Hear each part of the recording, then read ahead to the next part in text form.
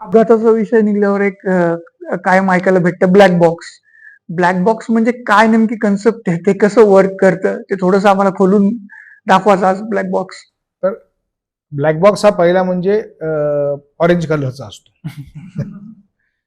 त्याला black box असं नाव म्हणा किंवा त्याला त्याच्यामध्ये तुमच्या विमान किंवा हेलिकॉप्टरमध्ये कुठल्या क्षणी काय घडलंय याची सगळी हिस्ट्री तुमच्या त्या ब्लॅक बॉक्समध्ये असते.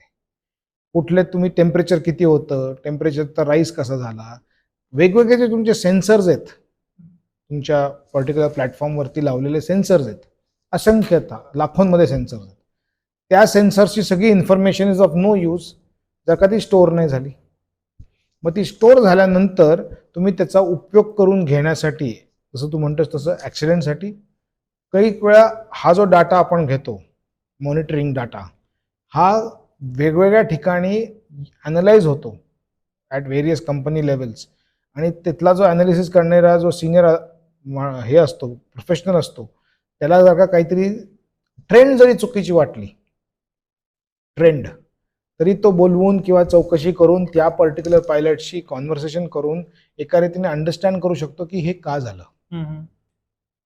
एक्झाम्पल तुला द्यायचं तर सपोज आपल्या घरातला कोण एक सदस्य आहे, त्याच्या बाईक आहे आणि त्या बाईकवरती आपण सेन्सर्स लावले आणि अपघात न हो अशीच इच्छा, पण न अपघात होता पण त्या बाईकचे जे ज्या प्रकारे त्या व्यक्तीने ती बाईक चालवली आज दिवसभरात त्याचे डेटा पॉईंट्स आपल्याला मिळाले, तर त्या डेटा पॉईंटवरनं आपण एका प्रकारची त्या बायकर बद्दलची एक इमेज पाठवू शकतो. अरे तू ना तो राईट टर्न बघ, इंडिकेटर तू फक्त 10 सेकंद आधी दिलास. नाही मी तर 1 मिनिट आधी दिला नाही, हे बघ ना.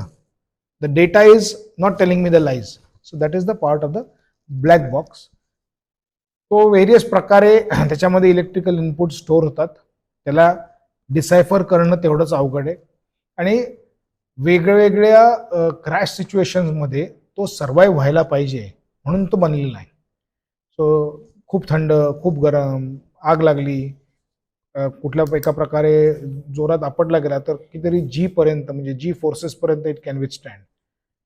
हा जो डेटा आहे याच्यामध्ये जनरली व्हॉइस नसतो, त्याला म्हणतात कॉकपिट व्हॉइस रेकॉर्डर. तो याच्याबरोबरच पॅरलल आहे.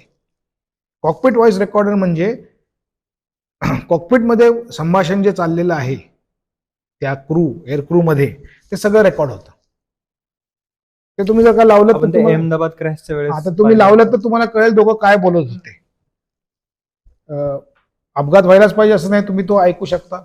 अरे तुमच्या दोघांचे जे सिस्टीम्स आहेत ना, त्या दोघं तुम्ही कॅप्टननी असं म्हणलं तेव्हा को पायलटने असाही टर्मिनॉलॉजी रॉंग यूज केली, याचं तुम्ही अनालिसिस इव्हन इन ट्रेनिंग करू शकता आणि एक फीडबॅक देऊ शकता की तुमचे 5 सॉर्टीज आम्ही ऐकल्या, तुमची टर्मिनॉलॉजी थोडी चुकते, त्याच्यामध्ये कन्फ्युजन होऊ शकतं, त्यांनी तुला असं म्हटलं तेव्हा तू असा रिस्पॉन्स द्यायला पाहिजे होतास.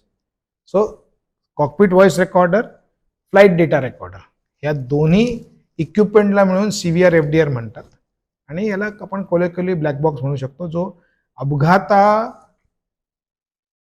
झाल्यानंतर याच्यातनं इन्फॉर्मेशन काढणं is definitely one of the biggest reasons to have this, but there are various ways of extracting information and making use of this information.